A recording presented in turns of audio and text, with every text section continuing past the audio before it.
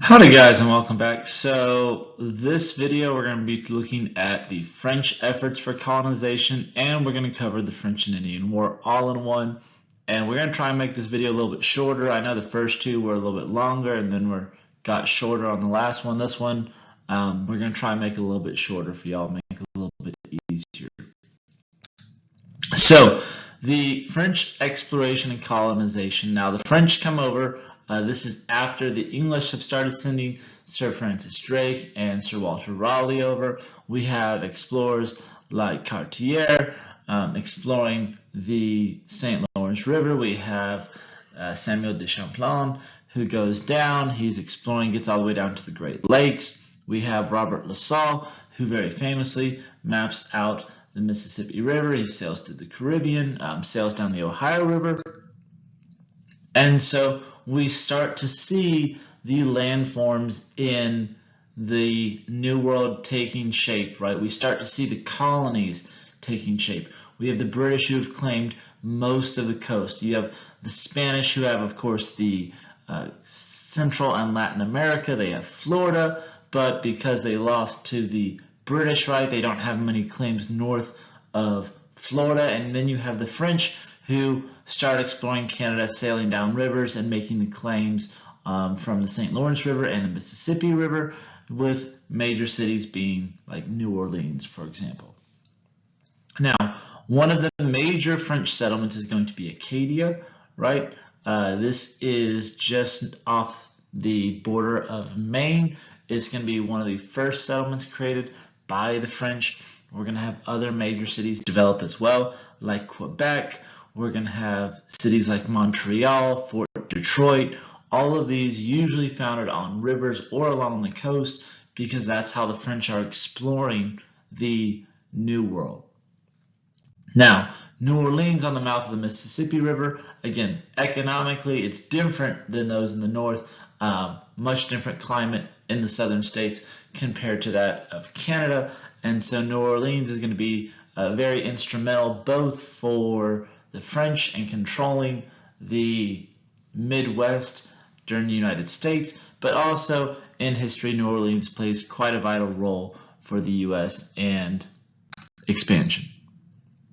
Now, the French are a little bit different. Well, the Spanish came for God, gold, and glory, to Christianize and make money, and the British came over to start a new life and look out for themselves. The French are coming over. They're not sending over many families.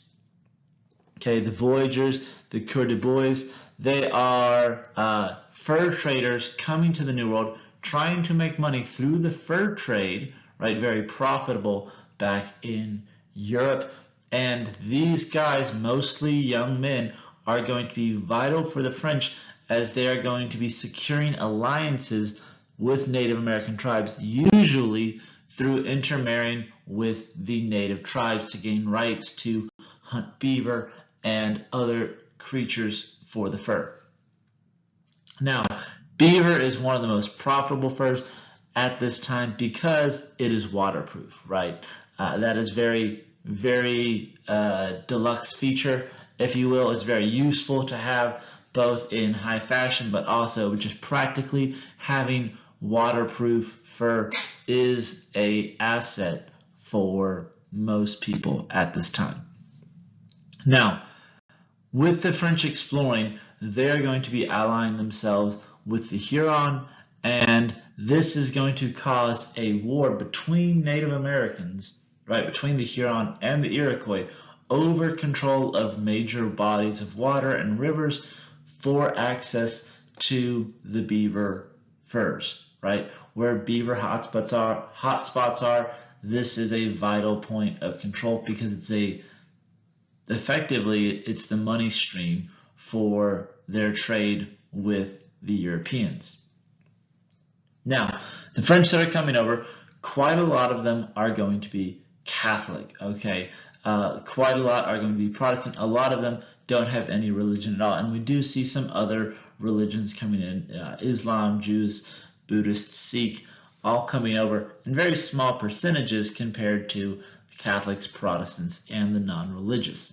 Now, that doesn't mean that the French are not trying to Christianize the natives. They go about it much differently. They are not forcing the natives into hard labor like the Spanish were in the encomienda system. They are not trying to extract taxes and resources and destroy the environment like the Spanish were. They're not trying to drive the native out of their lands like the English were.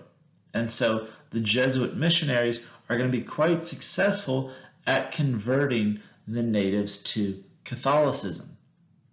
Now, as you just saw in that previous chart, Catholicism is not just the only religion in France. There's a large Protestant population in the New World coming over, and this Edict of Nantes, right, is a law that France had passed in order to protect the rights of the Protestants. The Huguenots were French Protestants who had been persecuted by the Catholics, by Louis XIV, and so many of them are coming to the New World, settling in French cities, Montreal, Quebec, New Orleans. Many of them are settling in English colonies and contributing to the English, which is going to add another little level of divide between the French and the English.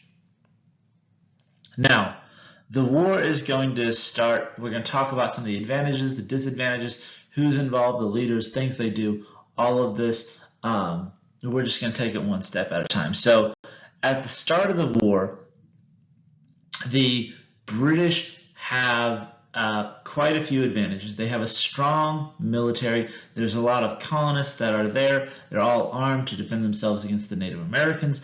They don't have many alliances with the natives. Think, Delaware spent his entire career driving the natives out of the land.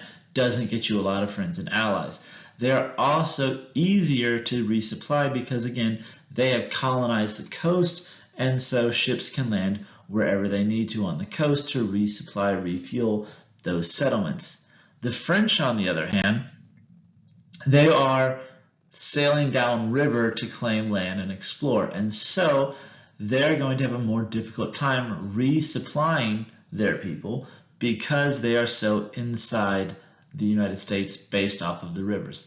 Because they're not driving the natives out, they're going to have secured more alliances with native tribes compared to the English, and so the English, because the English won the war, call this the French and Indian War because it's fought against the French and the Indians. Now, who is leading the nations? I'm going to focus on England, then I'm going to talk about France. In the English monarchy, we have George II, right? This is a descendant of Charles II. I believe it's his great-grandson. And he will serve as king for most of the beginning of the war, and he is going to pass away, and it will be George III who's going to take up after the death of his father, George II, right? He's going to inherit the war. Now, Mr. William Pitt, he is basically going to be the British Secretary of State during this war. He is going to be kind of governing all of the colonies, overseeing this, moving resources around. He'll even take over for part of the war. We'll talk about that as we get into the battles, help turning the tide. We're going to have people like Ben Franklin.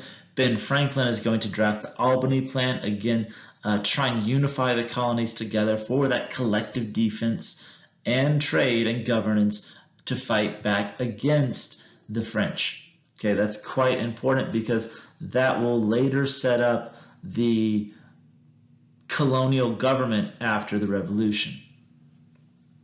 Now, this all pretty much starts because of this dude right here, which you've heard his name, George Washington, right? He's a young Virginia militia officer.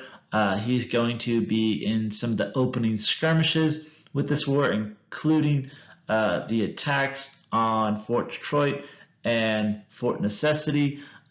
He is not going to be victorious a lot at the start of this war. And this does not set a great track record for him, but it does make him quite widely popular known, and he does achieve some victories later on, and so he's generally, the losses are overlooked from the start of the war. Now, the British military is ran by these two guys, right? Edward Braddock, who's going to capture Fort Doniscue, right? He's going to push westward into the Ohio River Valley, and Lord London is the commander-in-chief. He is going to be so inept and inadequate, indecisive. He's ultimately going to push the English back and be more harm to the English than a help. All right, the last major British officer we'll talk about is James Wolfe. We'll talk about him when we get there. He is going to be the commander over the Battle of Quebec, right, which is the turning point in the war, capturing Quebec because it captures, again, the entry point for the French territories along the St. Lawrence River. All right, for the French side, we have King Louis XV right here, very dapper in the fleur-de-lis and the staff. His Secretary of State, if you will, is going to be Marquis de Montcalm, right? Again, he's going to be kind of overseeing the French states and kind of overviewing the entire war, trying to control the French colonies.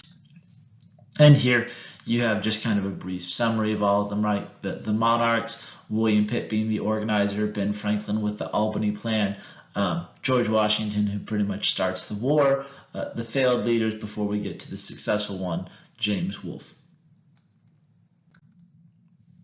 And now you have the French side, right? King Louis XV, he's the civilian leader, he's the monarch of France, and Montcalm, who is the military leader for the French during all this time.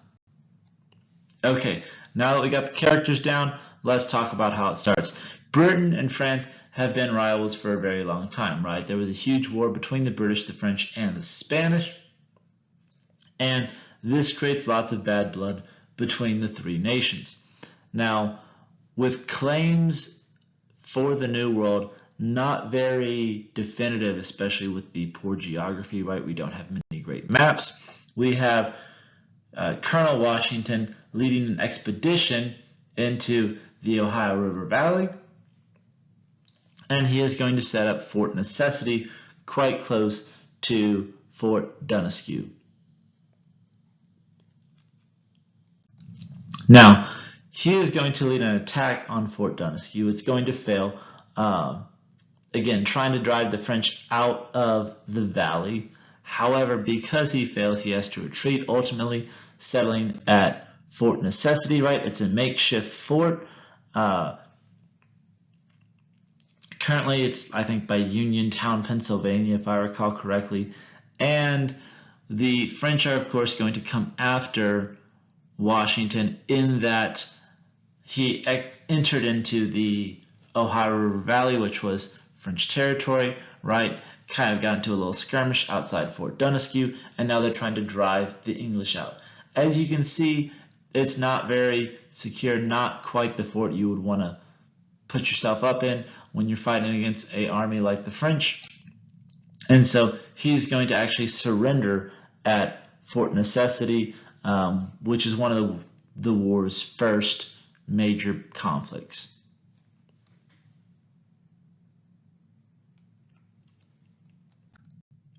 So, what are the strategies of the war? England's strategy for this war is to split the French territory in half, seize the Ohio River Valley, seize the St. Lawrence River, and because there's not a large formal military in England, they're going to have to use the militia, the colonists, to fight back against the French. Now, the British have to be the aggressors in this case. The French merely have to defend their territory, right? The French are not trying to be aggressive and drive the British out. And the French are going to use their Native American alliances to help defeat and navigate around the British aggression. So, turning points of the war. We got this lovely map right here. Mr. Braddock, he's going to lead expeditions into the Ohio River Valley. You see that Washington led one in 1754. That was the failure at Fort Necessity. Braddock is going to go a year later. He's going to fail. Forbes will go 3 years after the start and catch some early victories. They're going to sail up to Louisburg. which we'll talk about in just a little bit, claim a victory in Louisbourg and continue sailing down, trying to sail down the St. Lawrence River to capture Quebec and Montreal. Now this is a two-prong attack, right, coming down the St. Lawrence River, and you have Prideaux going to Fort Niagara and then coming up through Canada, trying to claim Montreal, while the French are going to be driving down the Delaware River into New York. So Braddock's expedition to try and reclaim Fort Necessity and drive the French out of Fort Donisque is going to fail.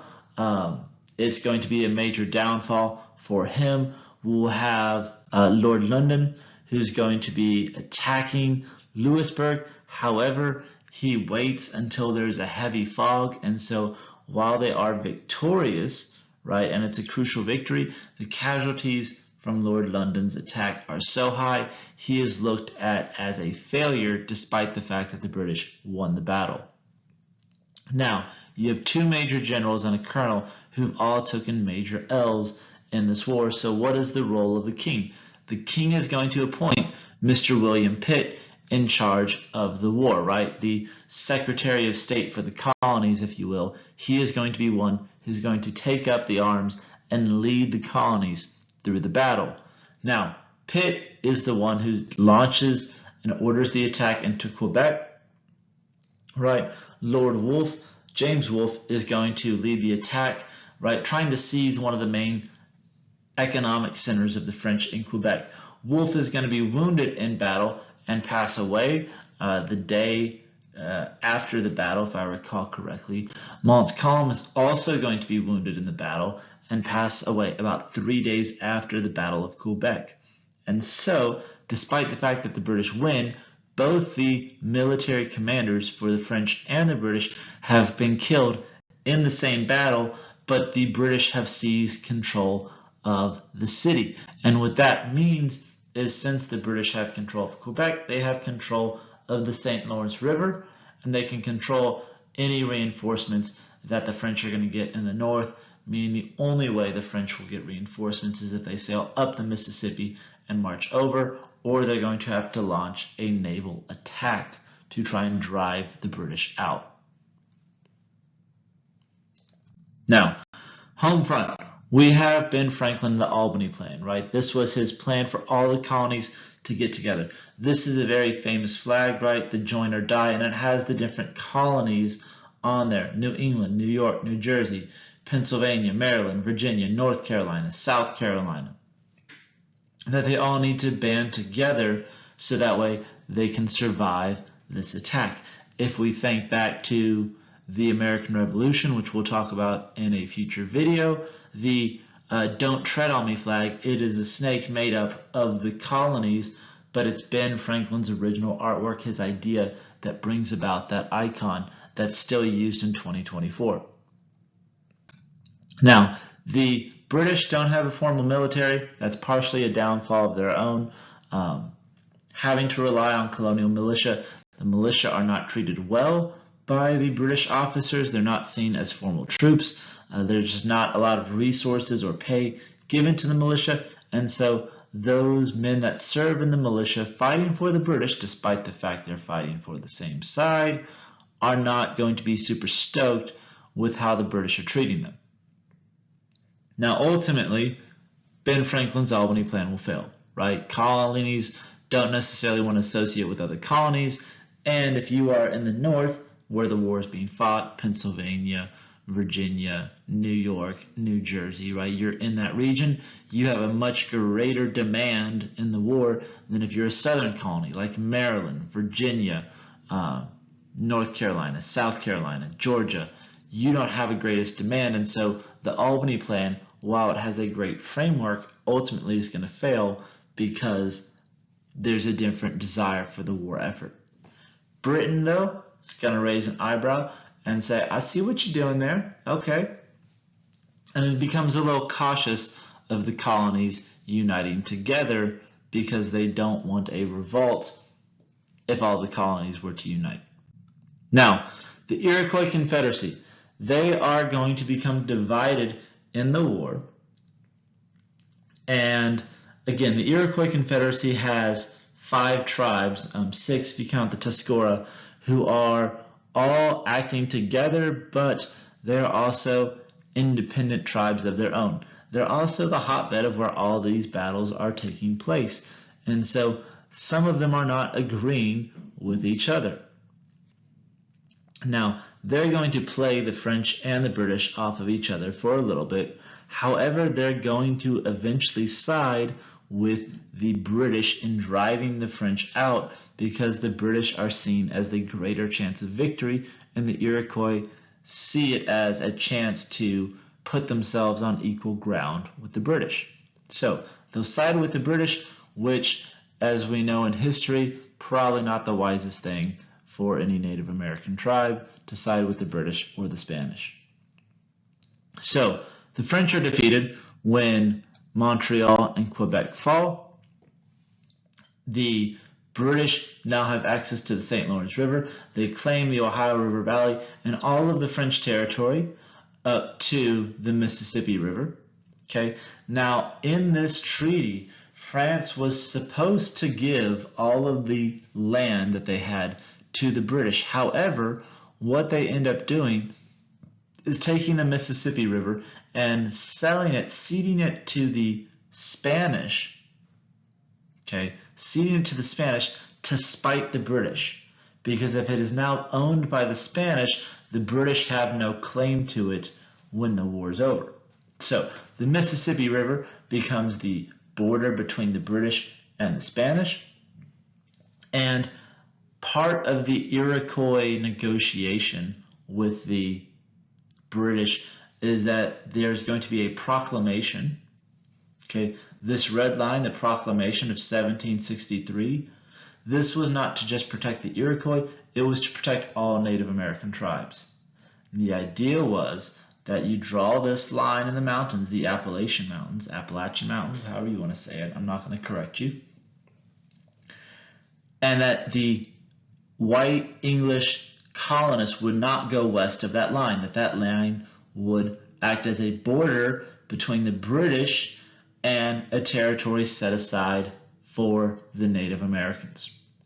As we know, that is not going to be the case. So, the Treaty of Paris. France lost all of its territory in the mainland. Britain gained Canada. They gained all of the land to the Mississippi River, but set a line through the Appalachian Mountains saying colonists have to stay to the east of this. Land to the west of this is set aside for the Native Americans. France borrowed money from Spain, right? And in order to spite the British, they also sold off that land west of the Mississippi to Spain in order to not only pay their debts, but to spite the British, because they don't want to cede an entire continent to the English monarchs. Now, what does this all mean outside of legal mumble-jumble jargon? So, non-treaty. British debt is going to spike. Now, wars are expensive, right? If you study economics, if you even look at any economic data, during a major war, we are spending vast amounts of money to fund a war, and as you can see, it spikes quite dramatically for the 7 Years' War, and then as the time continues and they pay down the debt, it's going to spike again when the British are fighting the American Revolution. Now, how do you pay for such a large increase in debt? If you're the government, you have to institute taxes. So we see the Stamp Act, we see the Sugar Act, we see the British trying to pass taxes on the colonists to pay for the war that was fought over the colonists, specifically over the colonists in the New World going into territory they shouldn't have. Now, this of course is going to ruffle quite a few feathers. We're going to talk about that in a future video, in future days in class. But with the British victory, the entire East Coast is dominated now by the English, and they control trading rights for all of the colonies. There's not going to be trade to France. There's not going to be trade to the Netherlands or to Sweden or to Spain. It all goes through England, and that system very famously called mercantilism, right? That the colonies are set up as feeder points to feed the motherland. Now, outside of the treaty, the British are going to give Native Americans weapons so that way they can fight other Native Americans. And again, it ties back to the French had Native American allies, the British had Native American allies, and so even after the war ends, Britain's still going to arm their Native allies so they can fight and defeat the other Native tribes that had sided with the French. Now, it also meant that the natives aren't able to side with the French anymore. The French are no longer there to help protect and defend the natives. The French Indians lose land, the French allied Indians lose land, the French lost land, the British walk off with everything. Now, for the Iroquois, it's even more tricky. Again, they had set that proclamation line, which was meant to stop colonists from going westwards, but now they no longer can play the French and the British off of each other. Okay, they have to side with the British and deal with the British as the sole power in North America. We're going to see a rebellion known as Pontiac's Rebellion in 1763. It's actually lasts 3 years. He is going to revolt against the British rule. He's actually from the Ottawa tribe. Not that you're going to see that on a star test, but it has to deal with the fact that colonists, even though they set the proclamation line, are already advancing west of the Appalachian Mountains the year that that proclamation line is made. Okay, again, the idea was that all of the land on the far right, that is the dark red, would be for the white English colonists. The land that is pink would be left for the natives. And the land that was orange, well, that's Spanish and the British can't control that. Now, we talked in a previous video about how Pennsylvania was a hub for religious tolerance, that would be the correct word I'm looking for here. There are going to be riots in this from the Scots and the Irish who are angry about Native Americans pushing into society, and these riots and raids will be targeted not just at natives but also at white settlers who are friendly or allies with the native tribes. Again, it's the poor Scot, Irish, Germans that are rebelling against some native incursions and the fact that many were very friendly to the natives.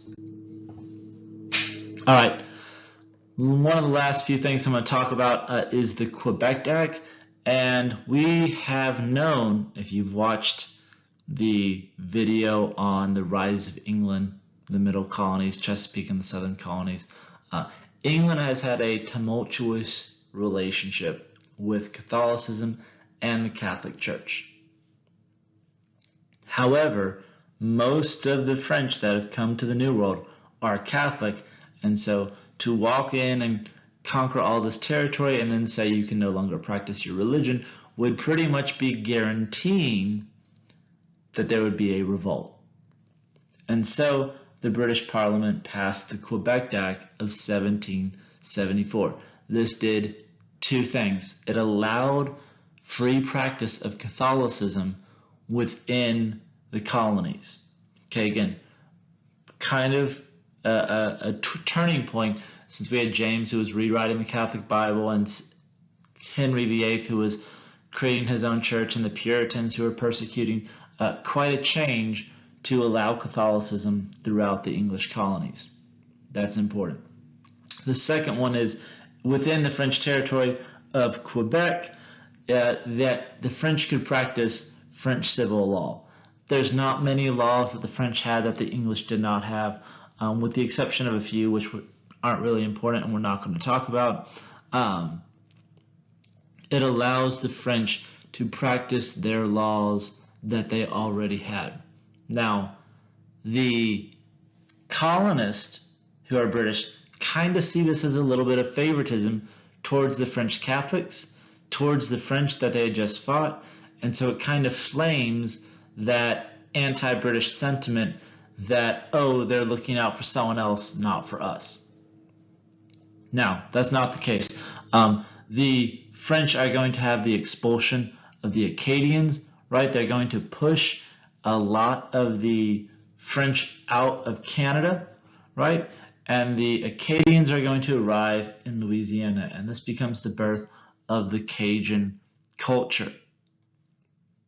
We're going to see that they're going to take Newfoundland, Nova Scotia, right? It's going to become a new hub, especially for Catholic Irish, Catholic Scottish immigrants to go, and they start setting aside land that they've taken away from the French that they've just defeated to look out for smaller groups within England, which have been persecuted in the past.